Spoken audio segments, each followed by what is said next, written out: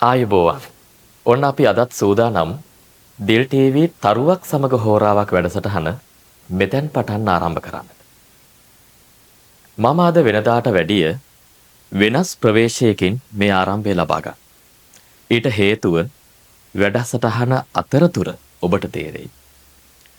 ලාංකීය කලාකෙත එහෙම නැත්නම් සංගීත මාවත ගීත සාහිත්‍යයට අනුපමේය ස්නේහයක් ඉටු කළේ අපි දන්නවා අතීතයේ සිටම අපේ මහා සංඝයා වහන්සේලා.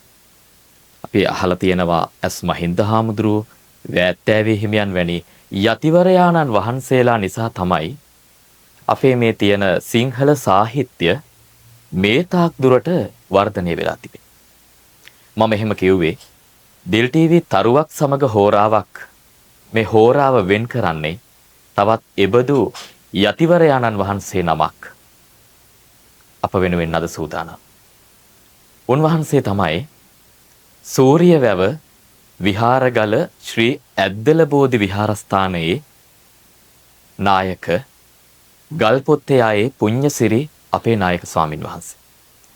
උන්වහන්සේගේ පබැදුමෙන් පද රචනයෙන් නිර්මාණය වුණු ගීත විශාල ප්‍රමාණයක් තිබෙනවා. අප මේ සියල්ලම අද මේ හෝරාව තුල මෙතෙන් පටන් කතා කරන්නට බලාපොරොත්තු වෙනවා. මම මුලින්ම අපේ මැදිරියට පැමිණි ගල්පොත්තේ පුඤ්ඤසිරි අපේ නායක ස්වාමින් වහන්සේ පාදාභිවන්දනයෙන් යුතුව පිළිගන්නවා. අවසරයි අපේ හාමුදුරුවනේ. ඔබ වහන්සේ ඊටමත් දුෂ්කර අවධියක ඉඳලා තමයි මේ ගීත සාහිත්‍යයට සම්බන්ධ වෙන්නේ. අපිට මුලින්ම අපි දැනගන්න කැමතියි දැන් මේ වැඩසටහන මුළු ලෝකයක් සියලු දෙනාම බලනව, මුළු රටක් බලනවා. මේ මොහොතේ අපේ හාමුදුරනේ අපි ඔබ වහන්සේත් එක්ක තමයි මේ හෝරාව වෙන් කරගන්නේ. මේ දිල් ටීවී නාලිකාවේ මේ හෝරාව අපි සාමාන්‍යයෙන් කලා ශාස්ත්‍රයට, සාහිත්‍ය ශාස්ත්‍රයට වැදගත් තරුවක් එක්ක, චරිතයක් එක්ක මේ පවත්වන වෙලාවේ අපිට කියන්න අපේ හාමුදුරනේ කොහොමද ඔබ වහන්සේගේ පෞල් පරිසරය ළමා කාලයේ මොන විදිහටද ගත වුනේ? මම ඉපදුනේ වීරගැටි උපදිසාපති කොට්ටාසේ හම්බන්තොට දිස්ත්‍රික්කයේ ගල්පොත්තේ කියන ගමේ. අපේ පවුලේ 12 දෙනෙක් පමණ ඉන්නවා. ආදරණීය මෑණියනෝ, ආදරණීය පියාණනෝ මේ පරිලෝක ගිහිල්ලා. මම මහාන වුණේ පාසල් ගියේ මීගස්සාර මහා විද්‍යාලය. 9 වෙනි ශ්‍රේණිය දක්වා ගිහිල්ලා තමයි මට නිකමට හිතුණා පැවිදි වෙන්න යන්න ඕන, මහාන වෙන්න යන්න ඕන කියලා. කලින් කල පන්සලට ගියාම සිහිපත් වුණා පන්සල් පරිසරේ හරි වටිනවා.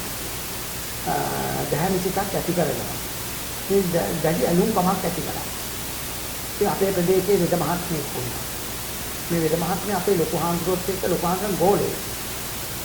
ඉතින් ඒ මගින් ඒ සම්බන්ධතාවය තුළ මම ඉන්දිරි පුරාණ විහාරයට ගිහිල්ලා බෙලිගල්ලේ මහින්ද නායක හාමුදුරුවන්ගේ ළඟ මහාන වෙලා 1986 ඌරාපොළ පිරිවෙනේ ආරම්භ කරන ලද පළවෙනි උපසම්පදාවෙන් 3 වෙනි අංකයේ සහිතව උපසම්පදාලාභියෙක් බවට පත් වෙමින් ශාසනයේ උපසම්පන්න භික්ෂුවක් වශයෙන් මම මගේ ජීවිතයේ එතනින් ආගමික ජීවිතය ආරම්භ කළා. ඉතින් පුංචි කාලෙකින් පාසල් ගියා. පාසල් නිමා කරලා ඉතින් මහාන් වුණාට පස්සේ ඉතින් ත්‍රිවෙන් අධ්‍යාපනයේ ඒ කටයුතු කළේ. ඉතින් ඒ ත්‍රිවෙන් අධ්‍යාපනයේ විවිධ සාහිත්‍ය පොතපත්, භාෂා දැනුම, සිංහල, පාලි, සංස්කෘත ඒ වගේ දැනුම් සම්භාරයන් අපේ ජීවිතයට ලැබුණා. ඒ ලැබිච්ච වටිනාකම් තමයි බොහෝ විට මේ ගීත රචනා හරහා යන්නේ. ඒ දැනුම මමත් ඔබත් ලෝකයක් දෙස බලමින් තමයි යම්කිසි නිර්මාණ බිහි කරන්න මම කල්පනා කරගෙන තියෙන්නේ. මේ ගීත රචනා ලියන්න මට සිතක් පහළ වුණා. ඕනම කෙනෙකුට එහෙම මට පුළුවන් කියලා හිතෙනවනේ. ඔව් ඒ සිතුවිල්ල මටත් ආවා. ඒ සිතුවිල්ල මම හරියට ආසයි ගීතවලට. හින්දි ගීත මට තේරුම් නැති වුණාට ඒ කාලේ ගුවන්විදුලි යනවා හවස 2 ඉඳලා 3 දක්වා නිහිරි හින්දි ටිකක්. මම අනිවාර්යයෙන්ම මේ වහනවා. විවේක වේලාවක වුණොත් අනිවාර්යයෙන්ම මේ ගීත වලට මම සමත් වෙනවා. මට තේරෙන්නේ නැතු වුණාට පුදුම රස වින්දනයක් මේ ගීතවල තියෙනවා. අදත් මම මේ වැඩිපුර ගීත හොඳ ගීත සමහර විට එක ගීතේ 30 40 වතාවක් අහලා තියෙනවා. ඒ තරමට රස නිෂ්පත්තිය ජීවිත පරිඥානය ජීවිත අවබෝධයක් ලබා දෙනවා. ඊළඟට ඔය පාසල් ළමයින්ගේ ඉස්සර ඔටෝ පොත් තියෙනවා අදට වඩා.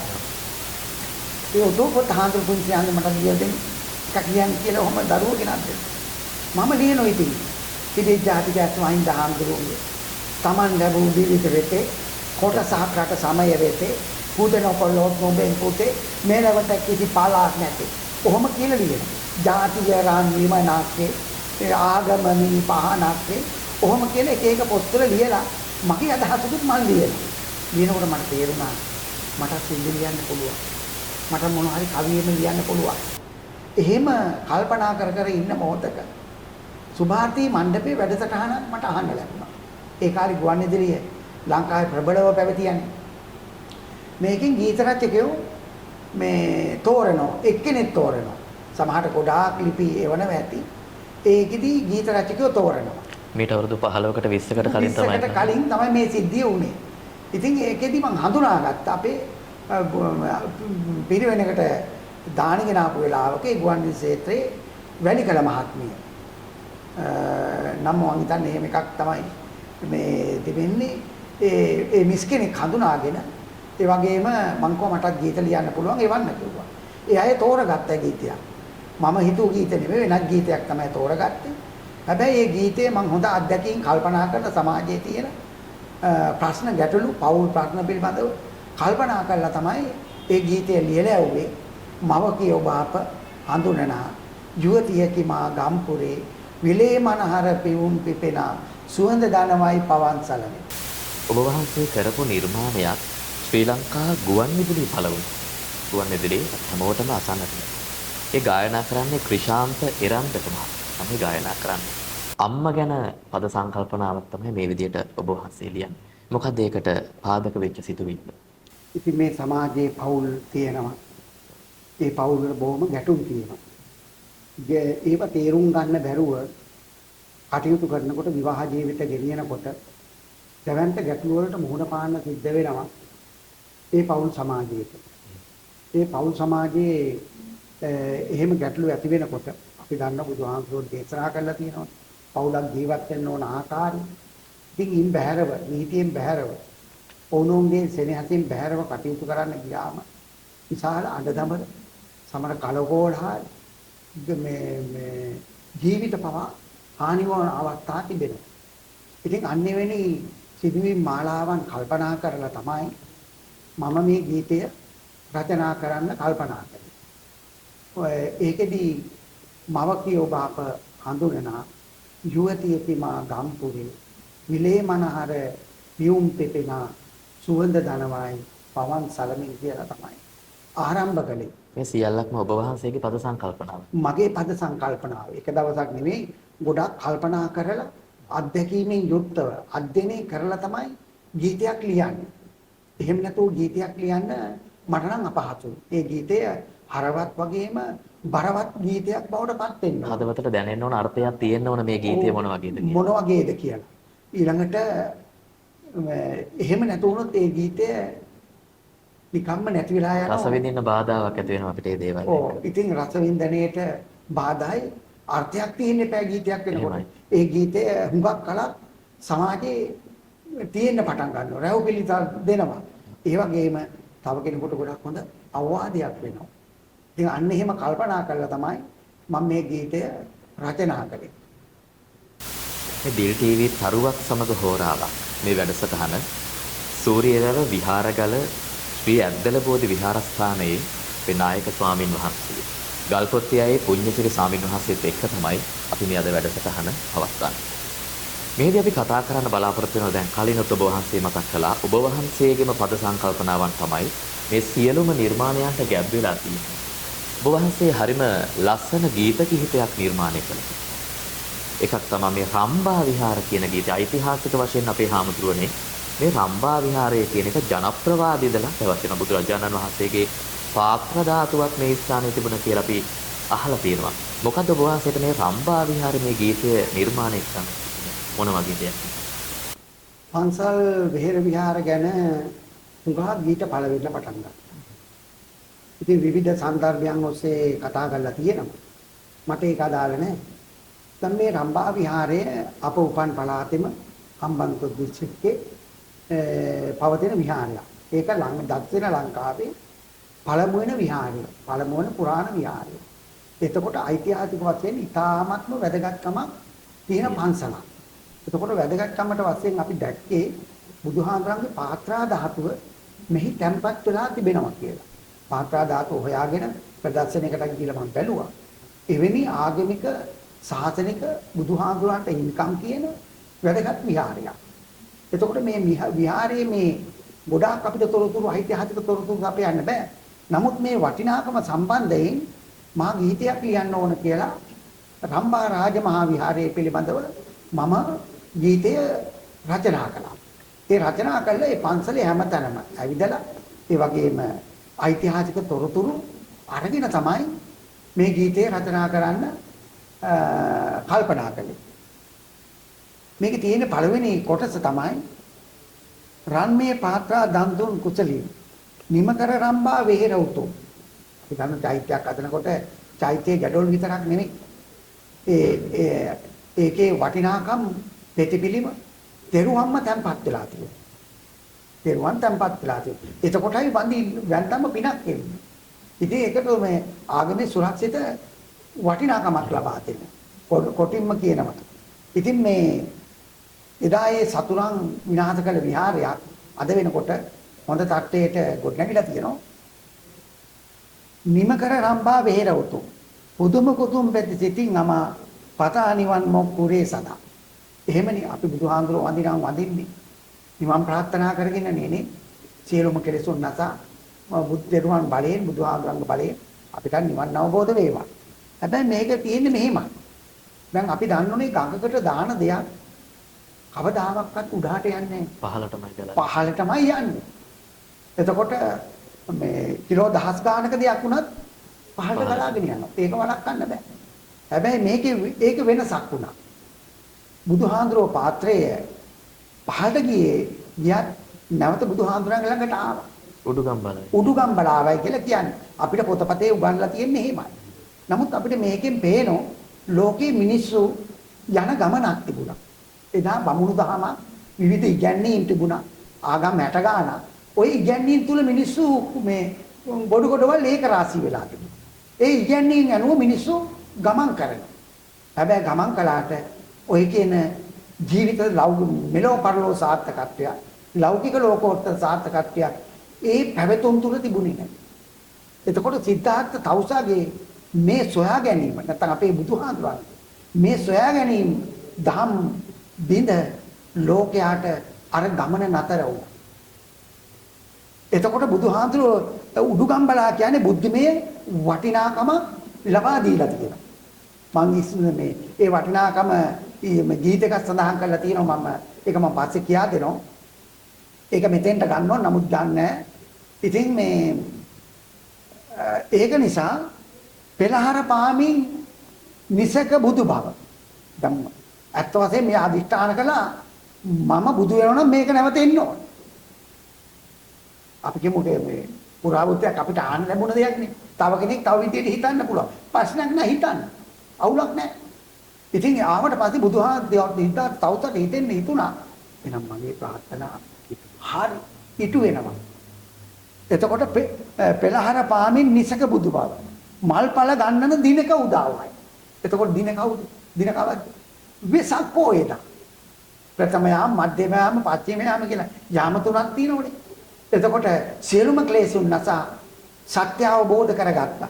ඒ අවබෝධ කරගත්ත එක තමයි මේ කිව්වේ. බියකරු සසරේ අඳුරාවේ.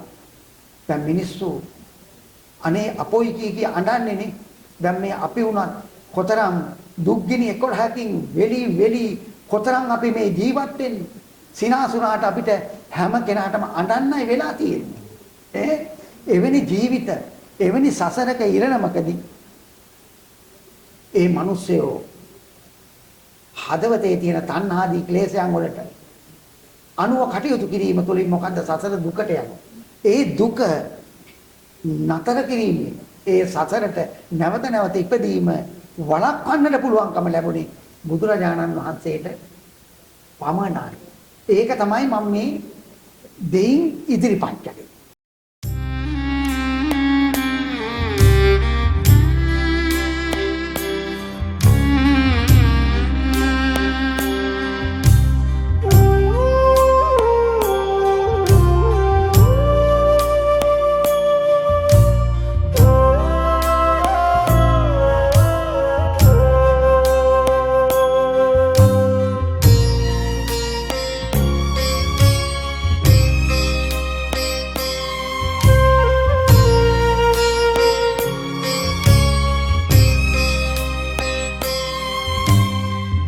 රන්මය පාත්‍රා දන්දොන් කුසලින් නිමකර රම්බා වෙහෙර උතුම් උදමු කුසුම් බැති සිතින් නමා අතානිවන් මොක්පුරේ සදා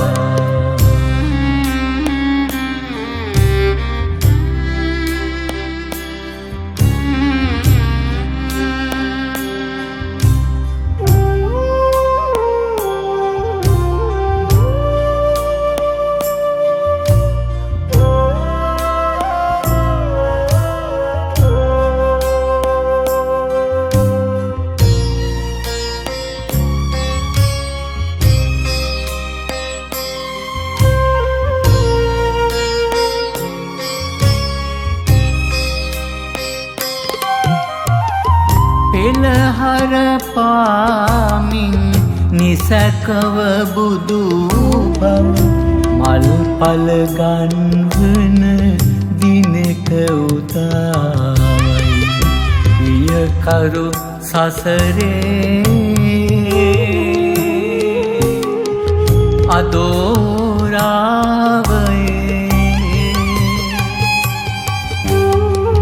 දෙව් මිනිසුන් මග අවුරා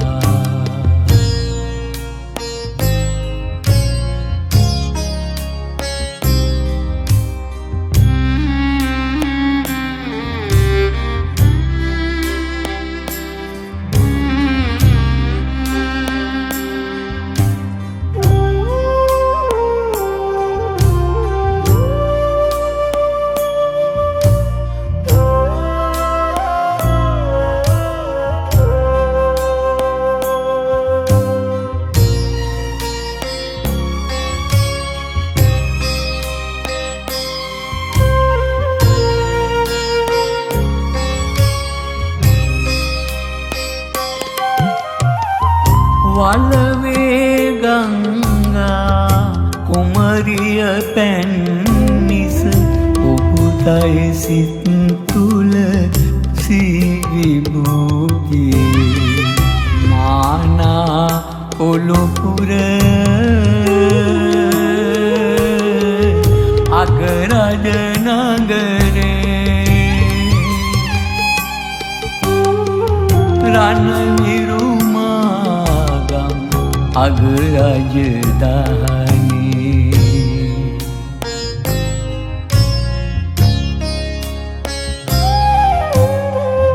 රන්මය පාත්‍රා දන්දොන් කුසලින් නිමකර රම්බා වෙහෙර උතුම් උදමු කුසුම් බැති සිතින් නමා පතානිවන් මොක්පුරේ සදා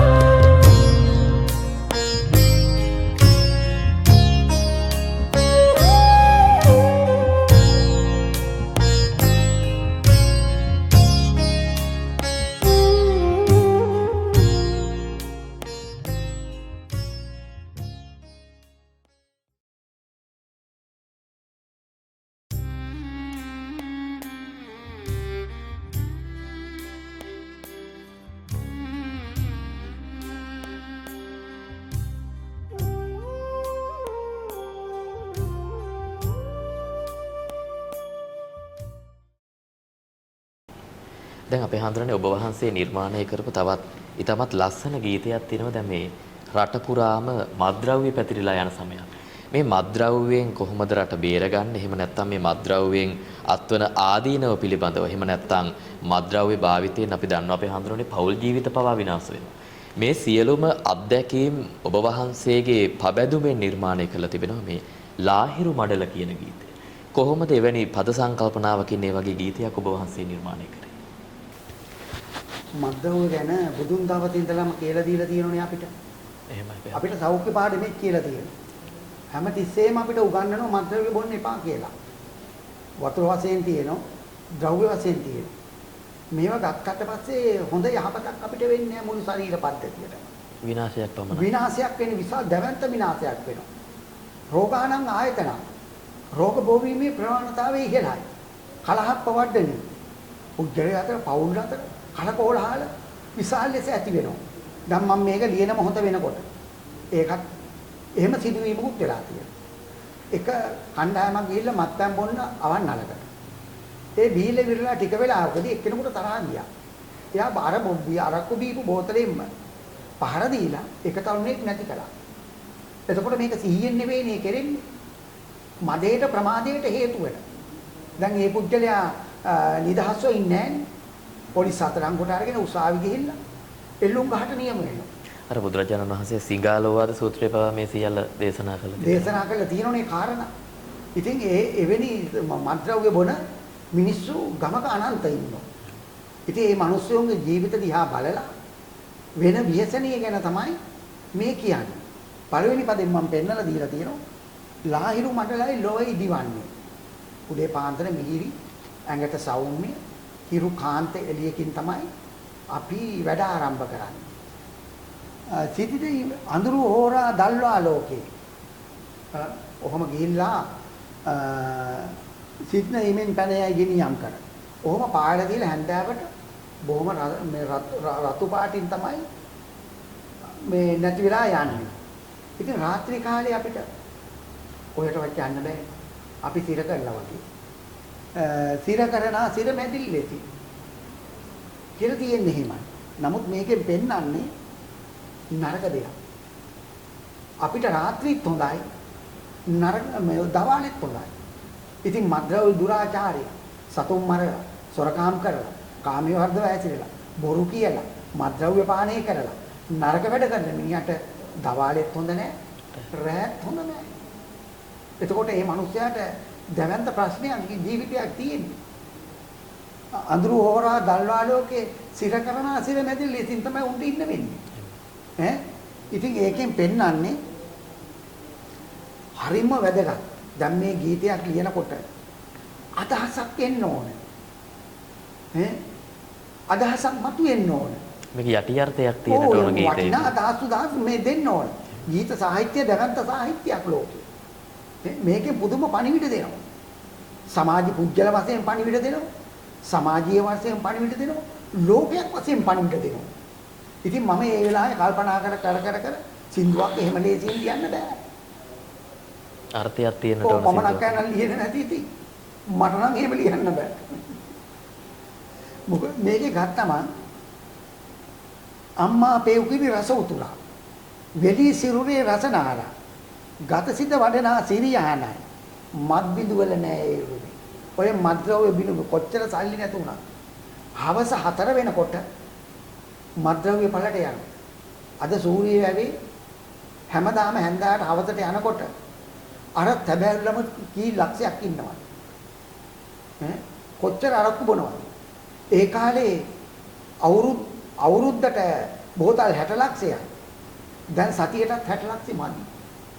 එතකොට පේනෝනේ මේ බරපතල අපරාධ යම් අපරාධ ඝාතන දරුවන් විනාශ කිරි පමණක් පවුල් වල දරුවන්ට කන්න නැහැ. ඒ ගෑනු මිනිස්සයාගේ ඇඳි රෙද්ද පිච්චුවක් පිච්චෙන්නේ නැහැ. අයි දරුවන්ට කන්න බොන්න ඕනේ, ඉගෙන ගන්න ඕනේ, සෞඛ්‍ය පහසුකම් ඕනේ. ඒවට නැති වුණත් අර තාත්තා ගිහිල්ලා බොනවා. ඉතින් මිනිස් ඝාතන වෙච්ච තැන්වල තියෙන. ඒවා හොඳ දෙයක් නෙවෙයි රටට. අනාථ දරුවෝ බිඳුණු පවුල්, ව්‍යසන පවුල් ඇති වෙලා තියෙනවා. ඊළඟට ඒ බොන මිනිහා සසේ පැකට් නෙස්ටමෝල් හරි නෙස්පේ හරි පැකට් 3-4ක් ගෙනිහිල්ලා අරක දිය කළා. හාමිනේ දරු පැටවුවෙම බිව්වොත් කොච්චර හොඳද? එතකොට මේ මිනිස්සු උඩුගම්බලාද යන්නේ? ඒ සේරම යන්නේ යටිගම්බලා. මදේට ප්‍රමාදයට හේතු වෙනවයි කියන්නේ පුදුමේ වලසුළු අර්ථයක් තියෙනවා. සියලුම වැඩවල අතපසු වීම වෙනවා. ඒ අතපසු වීම එකතුව අලාභය ආසුත උසට සම්පත් වෙන්න පුළුවන්. ඉතින් මෙයා කල්පනා කරන්නේ නැහනේ මේක. ගතසිත වඩනා සිරියානයි මත් බිඳු වල දැන් අම්මගේ මේක වැදගත්ද අම්මා අපේ උගේ රස උතුරා දරු පැටිය රස කර කර බොනවා. වෙලී සිරුරේ රස නාලා. එතකොට විටමින් ලේ වශයෙන් ගිහිල්ලා දරුවාගේ ඇඟේ වැඩ කරනවා. ස්නායු පද්ධතියෙන් වැඩ කරනවා. අර පුංචිව නැගිටින්න බැරි හිටි දරුවා අනිත් පැත්ත හැරෙනවා. ඒ වගේම දන ගන්නවා. ඩිංගෙන් ඩිංග දුවනවා. අන්තිමේදී ශක්තිමත් ශරීරයක් අවුරුදු 100ක් ජීවත් වුණා. නොවැටි සිටිනෝ මේ මෞකිර නිසා. හැබැයි මත්බිඳු වල එහෙම තියෙනවා.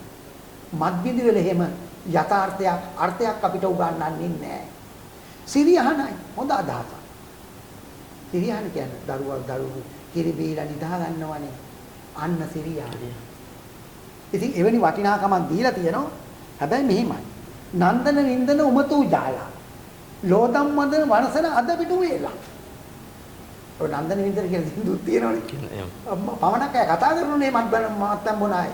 අරුන් නන්දන වින්දන කරනවනේ. කියන්නේ සිහියකින් නෙමෙයි මේ කතා කරන්නේ. කතා කරන්නේ නන්දන වින්දනනේ. යන් උමතු ජාලා. ජාලා කියන්නේ එතකොට අපි ජාලා කියලා කියනකොට ගින්නක් නේ. ගින්න. එතකොට මද්ද්‍රව්‍ය බීලා දරු පැටවුන්ඩ ගහන බිරාන්ත වෙලා කට හොල්ලන්න දෙන්නේ නැහැ. පෞල් ජීවිතේම ගින්න. පෞල් ජීවිතෙම ගින්න. ඊළඟට සම්මානදී නුඹේ කලුවර නීතිය. දැන් කලුවර නැහැ කියලා එකක් ගුවන් විදුලි කියන්නේ. ඉස්සර ඔන්න ඒ වචනේ මතක් වුණා මට. එතකොට එයාගේ සම්මා කියන යහපතක් නැහැ. හොඳ අම්මා තාත්තා දරුවන්ට බුරනවයි, ගහනවයි, හිංසා කරන්නේ නැහනේ. සෙනෙහස ගඟුලක්. සෙනෙහස සාගරයක්. සම්මා නැති මේ තාත්තේ කලුවර නීතියක් තියෙනවා. උඹේ ඔය නීතිය නිසා අපි සාපෙන් නෙලිලා ඉන්නේ. ඉතින් ඒ සිදුවීම් මාලා කියන්න ඕනේ පුතා විසින් තාත්තා ඝාතනය වුණ අවස්ථා තියෙනවා. එහෙමයි. තාත්තා මරන්න කවදාකවත් පුතෙක් සූදානම්. අම්මා මරන්න හදනකොට තාත්තට ඒ පහර වැදුනා. ඉතින් බලන්න මුළු පෞල් ජීවිතේම නැස්පත්තියකට එන්නේ. මේක හොඳ දෙයක් නෙවෙයි. බෞද්ධ රටක් වෙලත් ඒ කාලේ අරක්කු බෝතල් 60000යි දැන් 60000ක් මදි. පොලිසියෙන් අරක්කු දෙබෑරුම් කම්මල් ලව් වෙනවා. ඒත් මිනිස්සු බොනවා. අයිස් යන්ත්‍රාගාර හුවෙනවා. ඉතින් ඒව කෙලවරක් නැහැ. ඉතින් අන්නේ වගේ පණිවිඩයක් මේකෙන් ඇති වෙන සමාජයට ඇති වෙන ව්‍යසනයක් තමයි ලාහිරු මඩල ගීතයෙන් මම පෙන්නේ මේක ගායනා කරන්නේ මේනුජ ඇඹිලි පිටේ දුලිත මේනුජ කියන දරුවා. සංගීතයේ ඉන්දු රාජපක්ෂ මැතිණිය නිපුන්.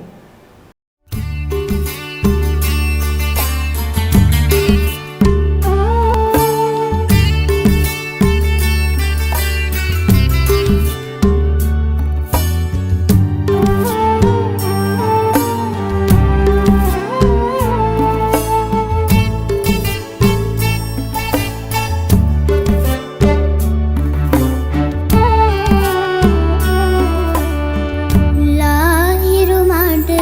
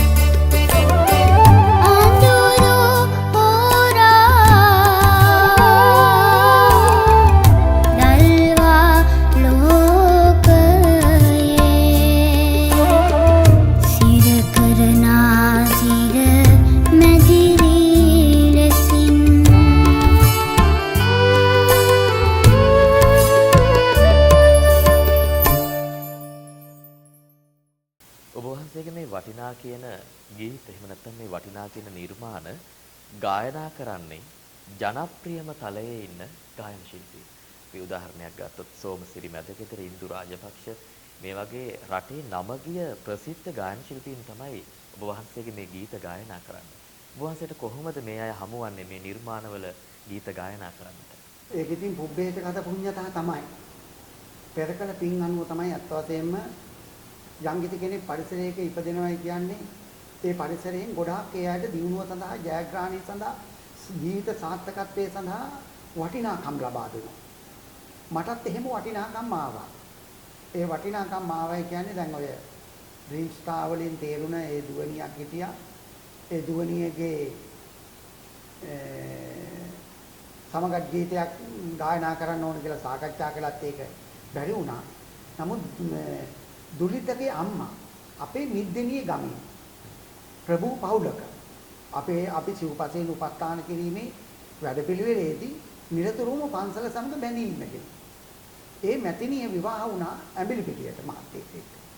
ඉතින් මා ඔය දුලිත ගැන හොයාගෙන ගියාට පස්සේ මේ මාතාව තමයි මාතාවගේ මේ හොයාගෙන ගියාට පස්සේ ඒ දුවනිය ගීත ගායනා කරගන්න අපහසු වුණා. ඉතින් ඒ අත්දැකීමත් එක්ක ඇඹිලිපිටියේ දුලිත කියලා දරුවෙක් වුණා. ඒ අරයගෙන් දැනගන්න ලැබුණා දුලිත කියන දරුවා ගැන. ඉතින් ඒ දරුවා හොයාගෙන ගියාට පස්සේ ඔය ඉන්දු කියන රාජපක්ෂ මැතිණිය මට දැක ගන්න ලැබුණා. මම ඇහුවා මේ ගීත උගන්වන්නේ මේ දරුවට කවුද? ඉන්දු රාජපක්ෂ මැතිණිය. හමු වුණා ඒ නිවසේදීම.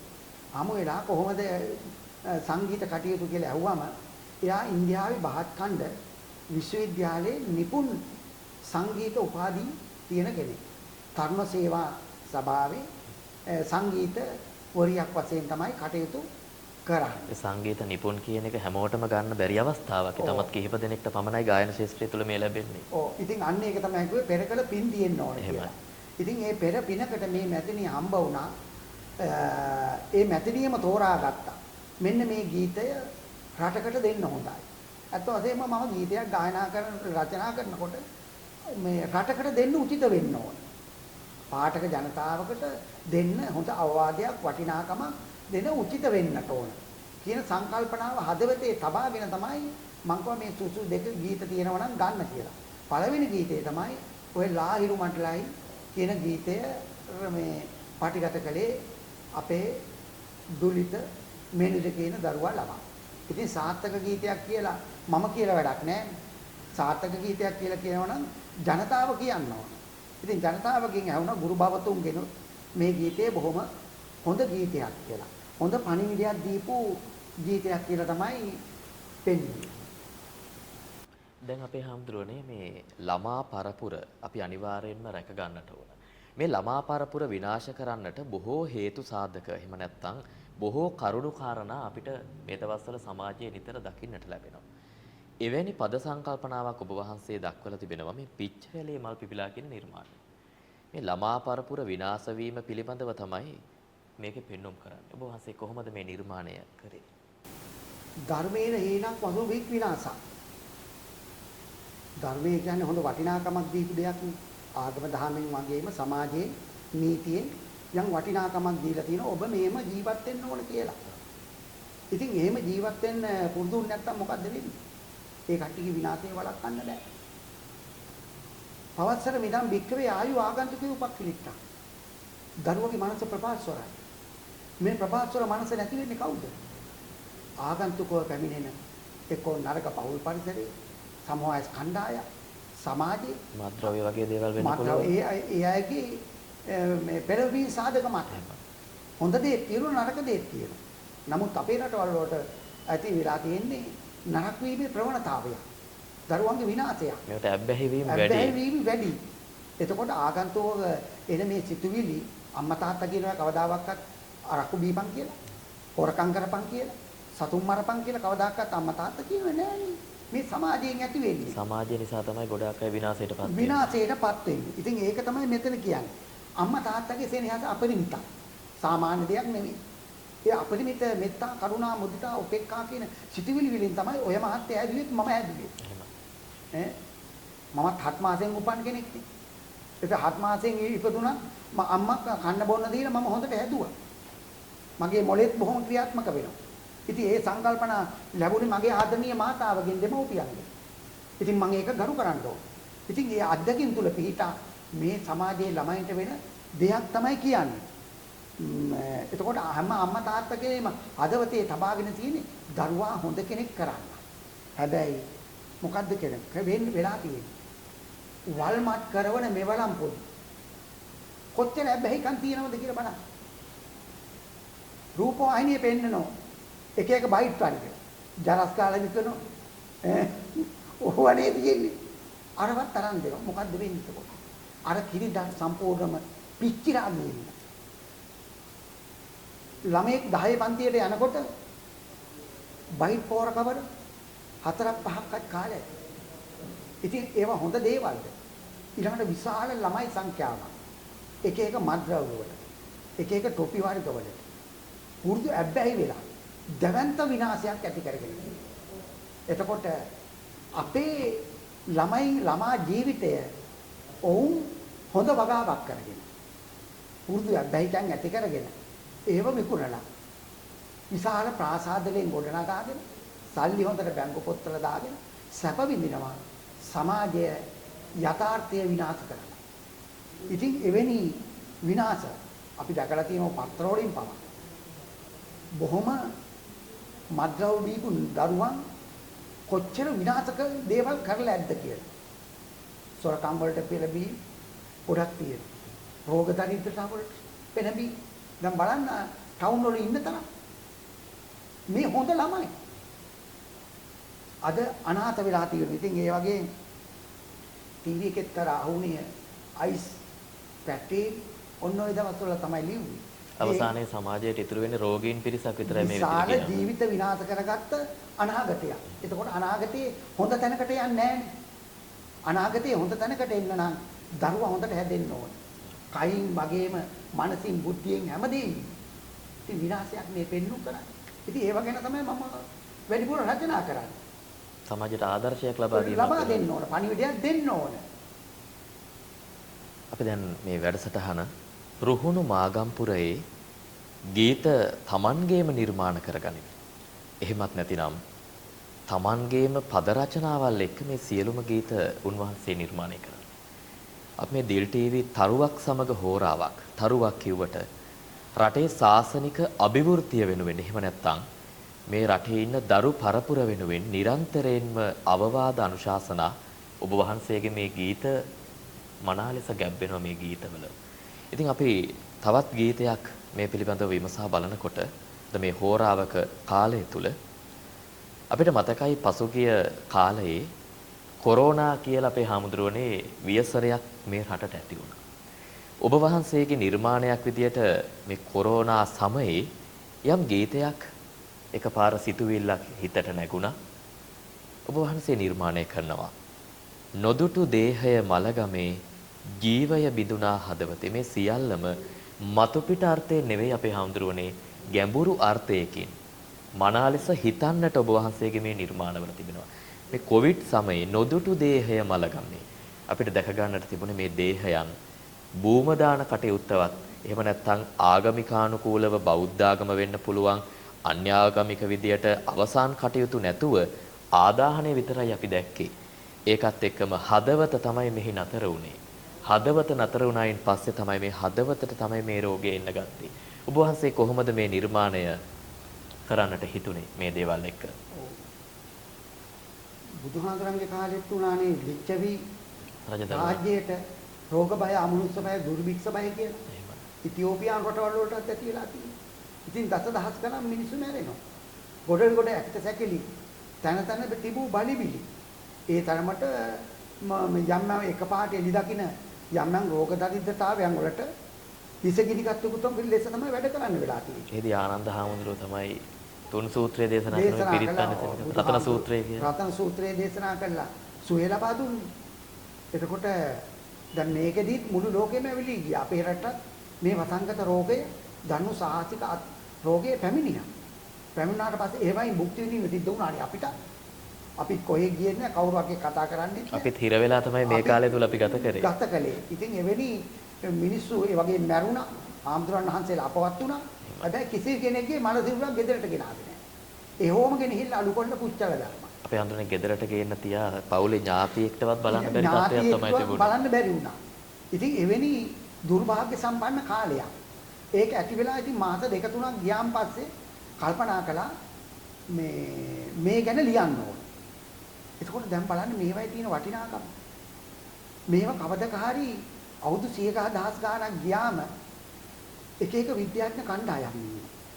ඒ විද්‍යාඥ කණ්ඩායම් අරගෙන බලනෝ ඒ කට්ටියගේ ඇසින් බලලා තීරණය කරන මේ යුගයේ මේ දේවල් වෙලා තියෙනවා. සමහර ඒ අධ්‍යක්ෂින් නව දවසක් උදා කරගන්න ඒ කට්ටිය උපයෝගී කරගන්න ඔය දැනුම. ඉතින් මම කල්පනා කළා කොවිඩ් ගීතය. නෑසිය මිතුරන් ශෝකේ නුදුරු දේහය මලගමේ. මලගඳක් නම් ගේන්නේ මොජෙනිටම ගෙනියලා වලදා. අවසන් කරන හුස්ම ජීවයේ බිඳුන හදවත. ඒකෝට මරණයි කියන්නේ මොකක්ද වෙලා තියෙන්නේ? බලපාන්නේ පෙනාල්ලටයි හදවතට කියන්නේ බලපාන. ඉතින් මේ දෙකම නැවතුණාට පස්සේ මොලේ වැඩ කරන්නේ නැහැ. ඉතින් මැල්ල ගියා. ඉතින් ඒ වගේ ලක්ෂ සංඛ්‍යාත ජනතාවකට මේ ශෝකී තත්ත්වය බලපෑවා. රුදු ඡන්ද මාරුතිය. අපි දන්නෝනේ වැස්සයි හුලඟයි ඇවිල්ලා දැන් ගියපෙනිද කරපුද? ඉතින් මේ ඕක කියන ඕක තත්ත්වය. ඔය සැඩ පාරවල් ලෝගයි. ගංගා ගලාගෙන ගිහිල්ලා සාගර කොට ගලන්න පටන් ගත්තා. සියලුම දේවල් විනාශ කරගෙන යනවා. ඉතින් ඒ වගේ මේ මිනිස්යන්ගේ ජීවිතයට බිය උපදපු දෙයක්. නිරතුරු අවුලා රෝබියේ සතපා නිදියහන් මංජුසා හඬවා දුප්පර මරණේ. එතකොට හොඳ හිතින් මැරෙන්නේ නැහැ. දැන් මරුණ අයගේ මලකඳන් මමත් ඉස්පිතාලේ ගිහලා ඔය හැදිලා ඉන්නවනම් මටත් ඒකනේ වෙන්නේ. අපි හැමෝටම මේක පොදු ධර්මතාවයක්. පොදු ධර්මතාවයක්. එතකොට මමත් මරණය වියෙන් තමයි මමත් ජීවත් වෙන්නේ. මොන මොහොතක හරි අපිට ඒක මොන. එවැනි කාලයි. දැන් ඉතින් මේක මේ වගේ දේවල් මං හිතන්නේ මං එක කොවිඩ් ගීතය යවුවේ. ඒත් ළමයි කියන රූපයයි. ඉතින් මේ වගේ ගීත තව තවත් දන්න අය ඉන්නවනම් රචනා කරන්න. එතකොට ගොඩක් හොඳ වෙනවනේ. රටට කොවිඩ් සාහිත්‍යයක් ගොඩනගෙන්න පුළුවන්. ඒ දෙන පණිවිඩ විවිධයි විසමයි. ඉදිරි අනාගතයේ අවුරුදු 100 දහස් ගාණක් ගියාම එයාට යම්කිසි ඉතිහාසමය වටිනාකමක් ලබා දෙනවා. හැබැයි මේව අපි ආරක්ෂා කරන්න ඕන ක්‍රමයක් අපිට ගුවන් විදුලියෙන් රූපවාහිනියෙන් ඒ සෞඛ්‍ය දෙපාර්තමේන්තුව මහත්තුරු නිතරම ඉගැන්වුවා. ඒ ඉගැන්වුව අවවාදයේ තියෙන මෙතන. යුතුයකම් ඉටු කරමින් සෑමදා. එතකොට ඒ අය කියන විදිහට අපි කටයුතු කළොත් තමයි මේක නිවා ගන්න පුළුවන් වෙන්නේ. හොඳ නම රැකගමු නිමදා. රකී දිවි අතිතුරා සදහම් බෙලෙන් සමදා. සදහම් කියන්නේ ඔවුන් දෙන වැදගත් පණිවිඩය. අපි රකින්න ඕන. රැක්කොත් තමයි අපිට මේ වියතනින් බේරී ජීවත් වෙන්න පුළුවන්කම ලැබෙන්නේ. කියන අර්ථය තමයි කිව්වේ. අපි හඳුරන්නේ වර්තමාන සමාජය දිහා ගත්තම විවිධ නිර්මාණ බිහි වෙනවා. ආදරය, ප්‍රේමයෙන් නිර්මාණ බිහි වෙනවා. ඊට පස්සේ කලා සාහිත්‍ය පැත්තෙන් මේ නිර්මාණ බිහි වෙනවා. විශාල පිරිසක් ඉන්නවා මේ නිර්මාණත් එක්ක බැඳිච්ච. දැන් ඔබ වහන්සේ අපි අහලා තියෙනවා අත්තිඩි පුඤ්ඤරතන හාමුදුරුවෝ ඊටමත් දක්ෂ විදියට මනා පද සංකල්පනාවෙන් ගීත වර්තමානයේ ජනප්‍රිය වෙනවා. එබඳුම පරපුරේ යතිවරයන්න් වහන්සේ නමක් ඔබ වහන්සේ. ඒ නිසා අනාගත මතු පරපුරට ඔබ වහන්සේ වැනි මේ ප්‍රවීණ පද සංකල්පනාව තමන්ගේම පද සංකල්පනාවක් තමයි ඔබ වහන්සේ මේ නිර්මාණය කරන්නේ. වෙන අයකින් නෙමෙයි. තමන්ගේම පද සංකල්පනාවන්. ඔබ වහන්සේ අනාගත පරපුරට දෙන්න පුළුවන් ආදර්ශය මොකක්ද මේ වගේ වැඩසටහනේදී? අත් වශයෙන්ම අපේ ජීවිතවලින් වටිනාකම් තියෙනවනේ. ඒ වටිනාකම් සමාජයට අපි දෙන්න බෑ. අපි කෑ ගහ පාරවල් වල ගියාට හරියන්නේ නැහැ. නමුත් මේ වගේ උතුම් ටීවී රූපවාහිනී සංස්ථාවන් වල දායකත්වයේ අර ඈත ඉන්න පළාත්වල අයට දක්ෂතා කුසලතා ලෝකයේ තුලට ගෙන යාමට අවස්ථා සලසා දීම මානව සංහතියට කරන ඉහළම ගෞරවයක්. ඒක සාමාන්‍ය ගෞරවයක් නෙවෙයි. කෙරෙන්න ඕන දෙයක්. ඒ සමාජයේ යහපත් පැවැත්මට යහපත ගොඩනගලා දෙන එක මේ ඊටාත්ම වටිනවා. අපේ විතරක් නෙවෙයි විවිධ ආර්ථික සමාජීය දේශපාලනික සංස්කෘතික වශයෙන් කලාත්මක වශයෙන් ආගමික වශයෙන් මේ දේවල් ලබා දීම ඉතා උසස් කොට අගය කොට හැම කල්ලිම හදවතින්ම සමරනවා. දිල් ටීවී මැදිරි සංකීර්ණයේ සිට අපි මේ හෝරාව වෙන් කරගත්තේ ගීත සාහිත්‍ය එහෙම නැත්නම් අපේ කලාකෙත අස්වද්දන්නට ඉමහත් උන්නතියකින් කටයුතු කරන තමාගේම නිර්මාණ ගීතයට ඇතුළත් කරගත් අපේ ස්වාමින් වහන්සේ ගල්පොත්තේ පුඤ්ඤසිරි අපේ ස්වාමින් වහන්සේත් එක්ක තමයි මේ දිල් ටීවී මේ තරුවක් සමග හෝරාවක් මේ වැඩසටහන මේ විදියට අපි සමාප්ති කොටස තමයි මෙලෙසින් සරිටුවන් කරන්නේ. අපිට අවසාන වශයෙන් අපේ හාමුදුරුවනේ ඔබ වහන්සේ දැන් විශාල පිරිසක් මේ වැඩසටහන නරඹනවා. ඔබ වහන්සේ සම්බන්ධ කරගන්න පුළුවන් ක්‍රමවේදයක් එහෙම නැත්නම් ඔබ වහන්සේ නිර්මාණය කරපු දේවල් තියෙන විශාල ප්‍රමාණයක් ගීත තියෙනවා වැඩසටහන් තියෙනවා. කොහොමද ඒවා මේ ජනතාව නරඹන්නේ? ඉතින් මගේ වටිනා ගීත මට ඉතින් සමාජගත කරගන්න පුළුවන් නම් ඉතා ගොඩක් හොඳයි. ඒ පළවෙනි පියවර තමයි යෝධ පියවර මේ දිල් ටීවී වලින් මට ලබා දුන්නා. ඉතින් මේව සංවිධානය කරන අයට මේ කටයුතු කරන මේ නිවේදක මහත්මයා ඇතුළු ඔබ සෑම දෙනාටම දළදා වහන්සේගේ පිට රත්නත්‍රේ පිටේ මේ කටයුතු කරගෙන දියුණුවෙන් දියුණුවට ජයග්‍රහණය කරා යන ශක්තිය ධෛර්යය වාසනාව ලැබේවා කියන පැතුමන් එක් කරනවා. ඉතින් මේ තුලින් දැන් අපිම සාකච්ඡා කරගත්තානේ. අපේ මේ වටිනා සින්දු මේ විදියට කරන්න කියලා. ඉතින් ඒකත් බොහොම හරි වටින දෙයක්. ඉතින් මම ඕනම කෙනෙකුට ගායිකාවන්ට මම ඕනම මගේ සින්දු ගීත රචනා පිරිනමන්න කැමැතියි. ඉතින් එයාට හොඳ නන්නේ කියන්නේ වනේ. මේ කට්ටියට ජල්පනවා නම් එක එක්කෙනාගේ දැක්ම අධ්‍යාපනයේට හැකියා දක්ෂතා අනුව තමයි ඒව කෙරෙන්නේ නැත්තේ. ඉතින් මගේ ගීත ඕනම කෙනෙකුට මම දෙනවා. තමාට මිල මුදල් අපිට අවශ්‍ය වෙන්නේ නැහැ. එයාගේ වටිනා කටහඬින් ඒ දක්ෂතාවලින් ලෝකයට ඉදිරිපත් කරන්න පුළුවන් නම් මම අගය කරනවා. මට දුරකථන අංකයක් නම් දෙන්න පුළුවන්. 077 2155 775. කොහොමුණත් මම ලියන්නේ. මම ලියන එක වැඩක් නෑනේ. මම නෙවෙයිනේ අගය කරන්න ඕන. පාඨක ලෝකයෙන්. ඉතින් ඔබලාට ගැළපෙනවා නම් සුසුනා ඒක ඒ සින්දු අරගෙන කායනා කරලා සමාජයට ප්‍රයෝජනයක් ලබා දෙන්න. එසේනම් අදත් දිල් ටීවී තරුවක් සමග හෝරාවක් මේ වැඩසටහන වෙනුවෙන් අපේ මැදිරියට වැඩම කළ ගීත සාහිත්‍ය පිළිබඳව මනා දැනුමකින් විචාරාත්මක බුද්ධියකින් ගීත නිර්මාණය කරපු අපේ ස්වාමින් වහන්සේ සූර්යවැව විහාරගල ශ්‍රී ඇද්දල බෝධි විහාරස්ථානයේ අපේ නායක ස්වාමින් වහන්සේ ගල්පොත්තේ පුඤ්ඤසිරි ස්වාමින් වහන්සේත් එක්ක තමයි දිල් ටීවී තරුවක් සමග හෝරාවක් මේ වැඩසටහන අද පවත්වන්නට යෙදුනේ. ඔබ වහන්සේටත් නිදුක් නිරෝගී සුව චිරජීවනය අපේ දිල් ටීවී මාධ්‍ය ආයතනයේ විදියට ප්‍රාර්ථනා කරන අපි නැවත දිනකත් තරුවක් සමග හෝරාවක් වැඩසටහන සමගින් සම්බන්ධ වෙමු. එතෙක් ඔබට සුබ දවසක්. දිල් ටීවී හදවතේ නාලිකාව